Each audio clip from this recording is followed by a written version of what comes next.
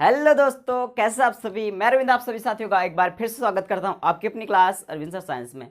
दोस्तों, आज की क्लास जो है वो क्लास 12th केमिस्ट्री की होने वाली है और आज हम लोग सीखेंगे राउल्ट का नियम क्या है और उसके जो मतलब कहने का जो वो सूत्र है, जो फॉर्मूला है, राउल्ट का जो नियम है, हम लोग उसका अच्छे से डेरिवेशन करेंगे, उसका विस्तार करेंगे, सरल व्यंजक प्राप्त करेंगे ताकि हम उस पर बेस्ड न्यूमेरिकल को सॉल्व कर सकें। और हम कोशिश करेंगे आपको कुछ न्यूमेरिकल भी सॉल्व करवाने की, ठीक है, ताकि आपको हर बात अच्छे से समझ में आ जाए। ठीक है दोस्तों, और अगर आपने पहली क्लास नहीं देखा है सॉल्यूशन चैप्टर की तो जाइए प्लेलिस्ट में आप देखिए, अदरवाइज लिंक डिस्क्रिप्शन में आपको मिलेगा, जाके हर टॉपिक को आप कवर कीजिए, प्रॉपर में आप नोट्स बनाइए और ये भी क्लास देखिए ताकि आपको हर चीज़ अच्छे से समझ में आ जाए। ठीक है, चलो तो थोड़ा बहुत हम देख लेते हैं। सबसे पहले हम देख लेंगे राउल्ट का नियम क्या है। ठीक है, राउल्ट का नियम,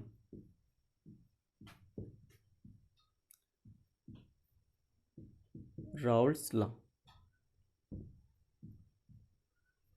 क्लियर। तो राउल्ट का नियम क्या है, सुनो पहले। ठोस तथा द्रव विलयनों के लिए, ठीक है, ठोस तथा द्रव विलयनों के लिए वाष्प दाब का आपेक्षिक अवनमन, ठीक है, वाष्प दाब का आपेक्षिक अवनमन विलय के मोल प्रभाज के बराबर होता है। ठीक है, और अब देखो सबसे बड़ी बात क्या है, अगर आपको नहीं पता कि मोल प्रभाज क्या होता है तो सारी चीजें मैंने कवर करवा के रखा है, आप जाके वहां प्लेलिस्ट में देखिए, लिंक डिस्क्रिप्शन में आपको मिल जाएगा, वहां से भी आप देख सकते हैं। ठीक है, तो सबसे पहले देखेंगे यहां पर ठोस तथा द्रव विलयनों के लिए, ठीक है, वाष्प दाब का, वाष्प दाब का आपेक्षिक अवनमन, आपेक्षिक अवनमन जिसको हम क्या बोलते हैं, P0 minus P S upon P0, ठीक है, विलय के, विलय के मोल प्रभाज, विलय के मोल प्रभाज, विलय का मोल प्रभाज क्या होता है, formula small n upon small n plus capital N के बराबर होता है, के बराबर होता है। क्लियर, क्लियर दोस्तों, बातें समझ में आ रही है। ठीक है, ये चीज ध्यान देना है कि वाष्प दाब का, यहां पर मैंने क्या बताया, कंडीशन क्या है, ठोस तथा द्रव विलयनों के लिए, किसके लिए, ठोस तथा द्रव विलयनों के लिए,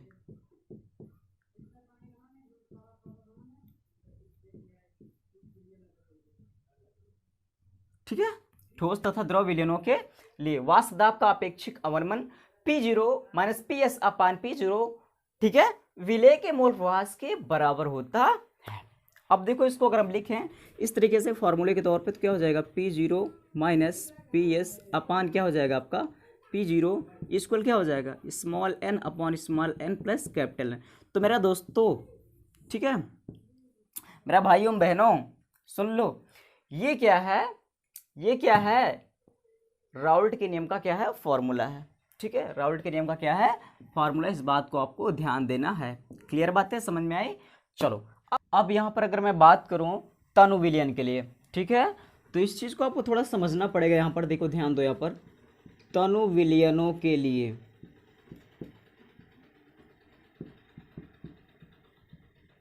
तो तनु विलयनों के लिए क्या हो जाएगा, देखो सिंपल सी बात है, अगर आपका जो सॉल्यूशन अगर वो डाइल्यूट होगा मतलब तनु होगा, तो उस कंडीशन में क्या होगा कि जो आपका सॉल्यूट है वो क्या होगा, उसकी क्वांटिटी जो होगी कम होगी इन कंपैरिजन सॉल्वेंट। तो विलायक की तुलना में आपका जो विलेय है उसकी मात्रा कम होगी। मात्रा कम होने का मतलब क्या है कि जिस तरीके से मैंने यहाँ पर लिखा है small n upon small n plus capital N, ये क्या है, विलेय के मोलों की संख्या, मतलब स्मॉल एन क्या है, विलेय के मोलों की संख्या, और कैपिटल एन क्या है, विलायक के मोलों की संख्या। क्लियर बच्चा, विलायक के मोलों की संख्या, ठीक है, और ये क्या है, विलेय के मोलों की संख्या। तो अब यहां पर क्या है कि जब विलेय के अणु क्या होंगे, कम होंगे। कब कम होंगे, जब आपका विलयन क्या होगा, तनु होगा। तो उस कंडीशन में हम क्या मान सकते हैं, इसको क्या मान सकते हैं, जो आपका small n plus capital N है, ठीक है, विलायक और विलेय के मूलों की संख्या जब टोटल करते हैं तो ये समथिंग जो होता है आपका किसके बराबर आ जाता है, आपका ये बराबर आता है समथिंग, ये किसके होता है, एन के। क्यों होता है, क्योंकि जब आपका विलयन तनु होता है तो इसकी मात्रा बहुत कम होती है इसकी तुलना में, मतलब विलायक के मोलों की संख्या की तुलना में विलेय के मोलों की संख्या बहुत क्या होती है, कम होती है। तो एक तरीके इसको नगण्य मान के हम इसको कैपिटल एन के बराबर मान सकते हैं। बट लेकिन आपको ध्यान देना है, तो मतलब इस अब क्या फार्मूला बन जाएगा, अब क्या बन जाएगा, अब इसके द्वारा आपका फार्मूला क्या बन जाएगा, अब आपका फार्मूला क्या बन जाएगा, अब आप ये रखोगे डायरेक्ट तो आपका बन जाएगा P0 minus P S upon P0 equal क्या हो जाएगा, आपने एन तो गायब कर दिया, ठीक है, बचा क्या आपका स्मॉल एन अपान कैपिटल एन। क्लियर हुई बातें, इतनी बातें आपको समझ में आई। अब उसके बाद जो है, ठीक है, अब उसके बाद आप क्या कर सकते हैं, अब आपको मैंने बताया आपको स्मॉल एन बराबर होता है स्मॉल डब्ल्यू अपॉन स्मॉल एम, और कैपिटल एन बराबर मैंने बताया capital W upon capital M. तो आप क्या रख सकते हो यहाँ पर, जब यहाँ पर आप रखोगे वैल्यू पुटअप करोगे तो P0 माइनस पी एस अपान दिखेगा, चलो कोई बात नहीं। अब यहाँ पर मैं इसको थोड़ा सा इरेज करके लिख दे रहा हूँ, ठीक है। तो यहाँ पर आपका क्या हो जाएगा, आपका यहाँ पर क्या हो जाएगा, यहाँ पर आपका हो जाएगा, क्योंकि मैंने यहाँ पर क्या लिखा था P0 minus P S upon P0, यहाँ पर क्या लिखा था मैंने स्मॉल एन अपान कैपिटल एन। तो अब आप क्या लिख सकते हो, यहाँ पर आप लिखोगे, यही तो लिखोगे ना आप, P0 minus P S upon P0 equal में आपका क्या हो जाएगा, स्मॉल एन की वैल्यू क्या है, स्मॉल डब्ल्यू अपान स्मॉल एम। अब क्या होगा, अपान में क्या करो, capital W upon capital M, तो एम आपका हो जाएगा ऊपर और स्मॉल डब्ल्यू आपका हो जाएगा नीचे। आई होप इतनी बातें आपको समझ में आ गई होंगी, ठीक है, इतनी बातें आपको समझ में आ गई होंगी। तो आपका ये फार्मूला बन गया। लेकिन मेरे दोस्तों इस बात को आपको ध्यान देना, ये मतलब इस फार्मूले को अप्लाई करने पर 100% एक्यूरेसी नहीं आती, इस चीज़ को आपको ध्यान देना है, ठीक है।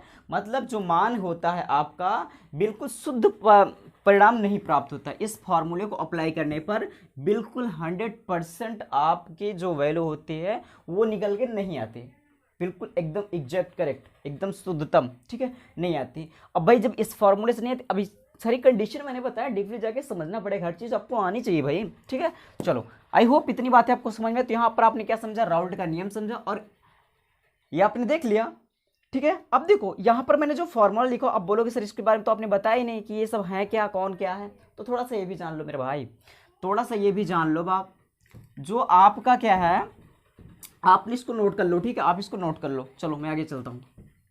देखो मैं सब कुछ सबके बारे में बता दूँ, जो मैंने यहाँ पर लिखा है P0 आपका ये क्या है, ये क्या है आपका विलायक का वाष्प दाब, क्या है आपका विलायक का वाष्प दाब। PS क्या है आपका विलयन का वाष्प दाब, विलयन का वाष्प दाब। उसके बाद अब बात तो फिर वही हुई, फिर वही लिखा है। स्मॉल एन क्या है, मैंने अभी जस्ट बताया आपको, विलेय के मोलों की संख्या,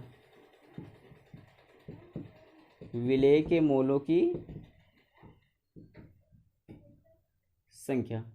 और यहाँ पर कैपिटल एन क्या है आपका, कैपिटल एन क्या हो गया, कैपिटल एन आपका है विलायक के मोलों की संख्या, विलायक के मोलों की संख्या।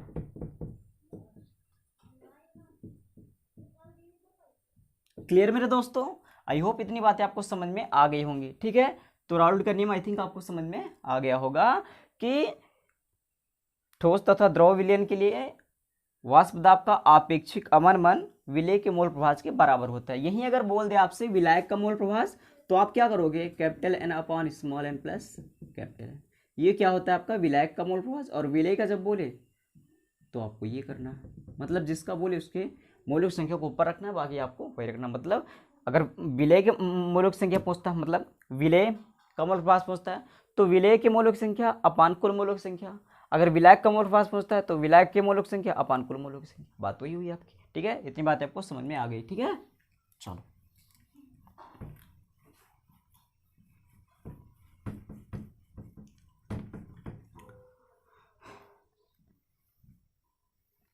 चलो देखो यहाँ पर अब हम देखेंगे राउल्ट नियम का गणना हेतु सरल व्यंजक, जिसके द्वारा हम बिल्कुल एग्जैक्ट एक्यूरेट, ठीक है, वैल्यू प्राप्त कर सकते हैं, एक्यूरेट रिजल्ट प्राप्त कर सकते हैं कोई भी न्यूमेरिकल सॉल्व करेंगे तो। ठीक है, तो यहाँ पर देखेंगे राउल्ट नियम का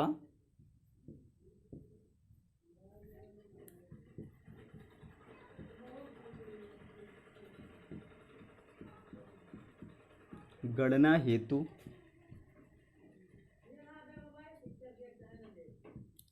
सरल व्यंजक।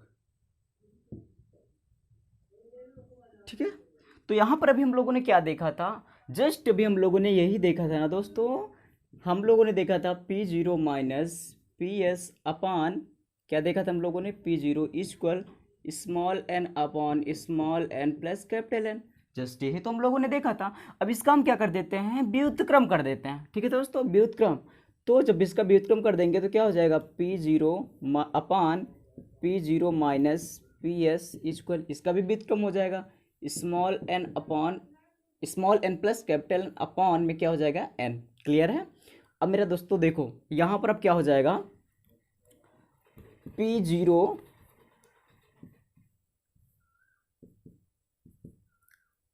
अपान P0 माइनस पी एस, यहाँ पर क्या हो जाएगा, यहाँ पर मैं इसको क्या लिख सकता हूँ, 1 plus capital N upon small n. अब बोलोगे ये कहाँ से आ गया, तो सिंपल सी बात है भाई, अगर small n plus capital N upon small n है तो क्या हो जाएगा, small n plus small n upon n. ठीक है, मतलब small n upon small n plus क्या हो जाएगा, capital N upon small n, तो ये क्या हो जाएगा, कैंसिल, +1, यही तो बचेगा ना, यही तो मैंने यहाँ पर लिखा है। क्लियर हुई बात है।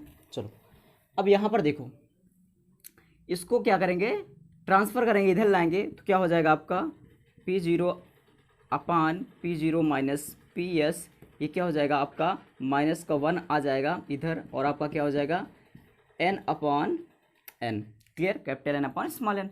अब देखो भाई यहाँ पर क्या हो जाएगा आपका, यहाँ पर इसको जब इस तरीके से हम सॉल्व करेंगे आगे तो क्या हो जाएगा, ये P0 माइनस का क्या हो जाएगा, P0 प्लस का पी एस अपान में क्या हो जाएगा, P0 माइनस पी एस अपान में क्या हो, ये बराबर में क्या हो जाएगा, capital N upon small n.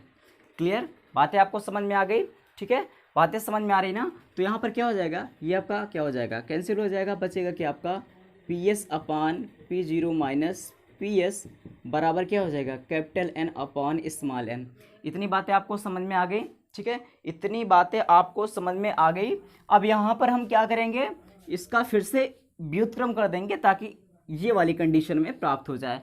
तो क्या हो जाएगा आपका P0 माइनस पी एस अपान क्या हो जाएगा मेरे दोस्तों, पी एस इक्वल, ये क्या हो जाएगा small n upon capital N. ठीक है, तो यहाँ पर क्या करेंगे, P0 माइनस पी एस अपान क्या हो जाएगा, पी एस इक्वल, अब देखो अभी जस्ट मैंने बताया था स्मॉल एन बराबर क्या होता है, स्मॉल डब्ल्यू अपान स्मॉल एम।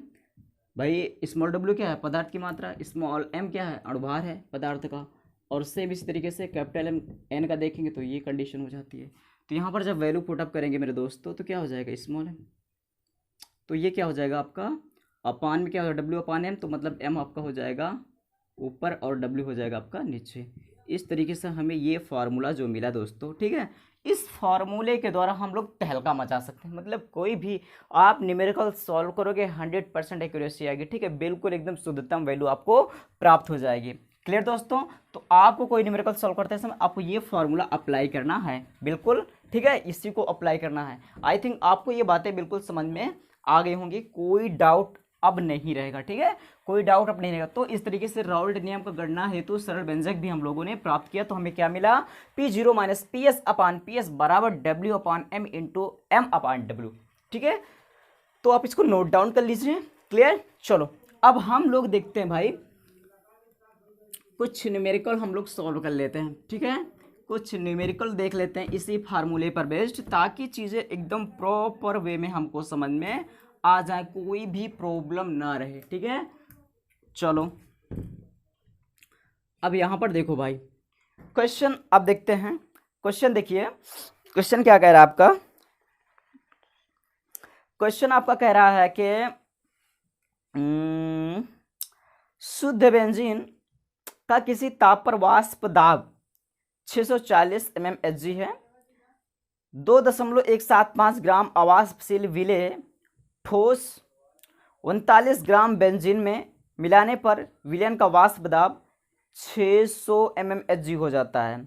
विलेय ठोस का अणुभार ज्ञात कीजिए। विलेय ठोस का अणुभार ज्ञात कीजिए, ठीक है। तो मतलब विलेय का अणुभार पूछा है, विलेय का अणुभार आपसे पूछा है, तो आप इसको कैसे सॉल्व करोगे, ठीक है। तो क्या क्या दिया है आप इस चीज को ध्यान से देखिए, ठीक है। क्या क्या दिया है आपका, तो यहाँ पर आपका जो विलेय की मात्रा है वो कितना है, वो कितना है आपका, गिवन दैट आपका जो स्मॉल w बराबर है वो कितना है, 2.175 ग्राम है, ठीक है। हाँ बिल्कुल 2.175 ग्राम क्या है आपका, ये आपका विलेय का भार। उसके बाद आपका क्या है, उसके बाद आपका दिया है जो आपका मतलब बेंजीन है वो विलायक का काम करेगा। तो यहाँ पर आपका जो हो जाएगा विलायक का वाष्प दाब क्या हो जाएगा, विलायक का वाष्प दाब, विलायक का वाष्प दाब मतलब क्या हो जाएगा, P0 बराबर कितना है 640, ठीक है 640 mm, ठीक है 640 mm हो जाएगा। उसके बाद फिर आपका क्या दिया है, उसके बाद अवाष्पशील विलेय ठोस 39 ग्राम बेंजीन में मिलाने पर, ठीक है। मतलब आपका जो विलायक है उसकी मात्रा कितनी है, विलायक आपका है इसका कितनी मात्रा है 39 ग्राम, क्लियर भाई, कितना है 39 ग्राम। इतनी बातें आपको समझ में आ गई। उसके बाद फिर आपका विलयन का जो वाष्प दाब है कितना है, मिलाने पर विलयन का वाष्प दाब 600 mmHg है, ठीक है। कितना है आपका PS बराबर कितना है 600, ठीक है mmHg। तो अब देखो निकालना क्या है, आपसे पूछा विलेय का अणुभार मतलब स्मॉल m आपको निकालना है। क्वेश्चन को आप एक बार फिर से पढ़ो तो आपको सारी चीजें मिल जाएंगी। शुद्ध बेंजीन, ठीक है, शुद्ध बेंजीन का किसी ताप पर वाष्प दाब 600 mm है, 640 mm, तो वाष्प दाब विलायक का जो वाष्प दाब 640 mm है। उसके बाद 2.175 ग्राम अवाष्पशील विलेय, तो आपका ये हो गया अवाष्पशील विलेय, ठीक है, विलेय की मात्रा है। उसके बाद फिर आपका ठोस, उसके बाद 39 ग्राम बेंजीन में मिलाने पर 39 ग्राम बेंजीन, तो मतलब बेंजीन आपका विलायक का काम करेगा तो उसकी मात्रा 39 ग्राम है। उसके बाद आपका फिर क्या कह रहा है, मिलाने पर विलयन का वाष्प दाब 600 mm हो जाता है, तो विलयन का वाष्प दाब इतना हो गया आपका 600। उसके बाद आपका क्या हो गया, विलेय ठोस का अणुभार ज्ञात कीजिए। आपसे इतनी बातें पूछ के रखा है, ठीक है, आपसे इतनी बातें पूछ के रखा है। तो देखो भाई अब क्या करें, हम सीधा फॉर्मूला अप्लाई कर देते हैं, P0 माइनस PS अपान PS, हम लोगों ने यही तो देखा था, ठीक है, हम लोगों ने भी जस्ट यही तो देखा था। क्या देखा था, हम लोगों ने जस्ट यही देखा था, ठीक है, हम लोगों ने जस्ट यही देखा था। अब देखो मेरे भाई, अब यहाँ पर क्या है, सब कुछ आपको क्लियर है, सब कुछ आपको पता है, ये भी पता है, ये भी पता है, ये भी पता है, ये भी पता है, लेकिन ये दोनों नहीं पता, ठीक है। हमें निकालना है विलेय का अणुभार मतलब स्मॉल m हमें निकालना है, ठीक है, हमें स्मॉल m निकालना है, लेकिन हमें कैपिटल M भी तो नहीं पता। तो कैपिटल M की वैल्यू क्या हो जाएगी, कैपिटल M की वैल्यू क्या हो जाएगी, अब कैसे, बेंजीन के बारे में दिया है तो बेंजीन हमारा सॉल्वेंट है, विलायक है, तो बेंजीन का फॉर्मूला क्या होता है C6H6। तो बेंजीन का कितना होता है, बेंजीन का कितना होता है, कार्बन का कितना होता है 12 और 12 6 प्लस हाइड्रोजन का 1 गुणा 6, तो 72 प्लस 6 कितना हो, सॉरी कितना हो जाएगा 6, तो कितना हो जाएगा आपका 78, ठीक है। तो आपका कैपिटल M बराबर कितना आ गया 78, मतलब ये बेंजीन का अणुभार, बेंजीन का अणुभार कितना आ गया 78 आ गया, क्लियर दोस्तों। चलो अब यहाँ से इसको आप सॉल्व कर सकते हो बड़े प्यार से, वैल्यू सबको पुटअप कर दो फटाफट। P0 कितना आपका 640 है, तो रखो फटाक से 640, माइनस PS कितना है 600 है, अपान में PS कितना है आपका, PS आपका कितना है 600, फिर स्मॉल w आपका कितना है, आपका 2.175 है, ठीक है 2.175, ये वैल्यू यही तो दी है ना, ये वैल्यू आपकी इतनी तो दी गई है 2.175, बिल्कुल यही दी गई है दोस्तों। उसके बाद फिर क्या करेंगे, अपॉन में m इंटू कैपिटल M कितना आपका 78 है आपका, ठीक है, और अपॉन में फिर कितना आपका capital W capital W capital W capital W कितना आपका 39। क्लियर, इतनी बातें आपको समझ में आई। चलो अब यहाँ से देखो, अभी आप क्या करोगे, घटाओगे 640 में से 600 निकालो, कितना बचेगा 40, अपान में कितना हो जाएगा आपका 600, बराबर आपका कितना हो जाएगा, ये आपका कितना हो जाएगा 39 दूना कितना हो जाएगा 78 हो जाएगा, 2 आ जाएगा आपका, और तो कुल मिला के आपका 2.175 गुणे 2 अपान में कितना हो जाएगा m हो जाएगा, ये कटेगा आपका कैंसिल आउट हो जाएगा आपका ये यहाँ से, ठीक है, ये कितना हो जाएगा 20 हो जाएगा। क्लियर हुई बात, ये कितना हो जाएगा आपका 20 हो जाएगा। अब यहाँ से आपका ये कितना आ जाएगा कट के, 0 से 0 कैंसिल हो जाएगा, तो ये हो जाएगा आपका 0 से 0 आपका कैंसिल हो गया, तो बचा आपका 2 और 60, ये कितना हो जाएगा आपका, जाहिर सी बात है 30 आ जाएगा आपका। क्लियर है, तो यहाँ पर आपका क्या हो गया, अब आप क्रॉस मल्टीप्लाई करोगे, ठीक है, यहाँ ऊपर तो आपका कुछ भी नहीं बचा, मतलब एक बचा है, तो आप क्रॉस मल्टीप्लाई करोगे तो क्या आ जाएगा, m बराबर आपका कितना हो जाएगा आपका 30 इंटू 2.175, मल्टीप्लाई करो दोस्तों, एक जीरो की वजह से दशमलव आपका यहाँ हो जाएगा, तो आपका हो जाएगा इस तरीके से, ठीक है, दशमलव उधर ले जाएगा मतलब जीरो की वजह से, तो कितना हो जाएगा 3 × 5 = 15 और 3 × 7 = 21 और एक कितना हो जाएगा 22 और 3 × 1 = 3 और 3 × 2 = 5, उसके बाद 3 × 2 = 6, पॉइंट यहाँ लगा लो आप, तो आपका इतना आ गया। क्लियर मेरे दोस्तों, आपका इस तरीके से इतनी वैल्यू आपकी आ गई। तो विलेय का अणुभार कितना आ गया 65.25, कितना आ गया 65.25। इस तरीके से कोई भी क्वेश्चन हो मेरे दोस्तों, आप बड़े इजी में आप सॉल्व कर सकते हो, ठीक है। तो आई होप ये सारी बातें आपको समझ में आ गई होंगी, ठीक है। अगर क्लास अच्छी लगी हो तो कमेंट करके ज़रूर बताना और अपने दोस्तों के साथ शेयर जरूर करना, ठीक है, इतना आपको ज़रूर कर देना है, अपने दोस्तों के साथ शेयर जरूर करना और लाइक तो कर ही देना मेरे दोस्तों अगर अच्छी लगी क्लास, अदरवाइज डिसलाइक भी करने की पूरी इजाज़त है, आप कर देना, ठीक है, क्योंकि इससे मुझे पता चलेगा आप लोग को क्लासेस पसंद आ रही हैं कि नहीं पसंद आ रही हैं, ठीक है। कोई प्रॉब्लम हो तो आप बिल्कुल कमेंट करके हमें बताइएगा, ठीक है, और जितना हो सके शेयर कीजिएगा। चलिए दोस्तों फिर, और चैनल पर पहली बार अगर आए हो, पहली बार आप हमें देख रहे हो तो सब्सक्राइब भी कर लेना, ठीक है, ताकि हर क्लास में आप पहुँच सको, मिल सको, हमसे मुलाकात हो सको, हमसे रूबरू हो सको। चलिए दोस्तों फिर मिलते हैं अगली क्लास में, तब तक के लिए bye bye, take care, thank you.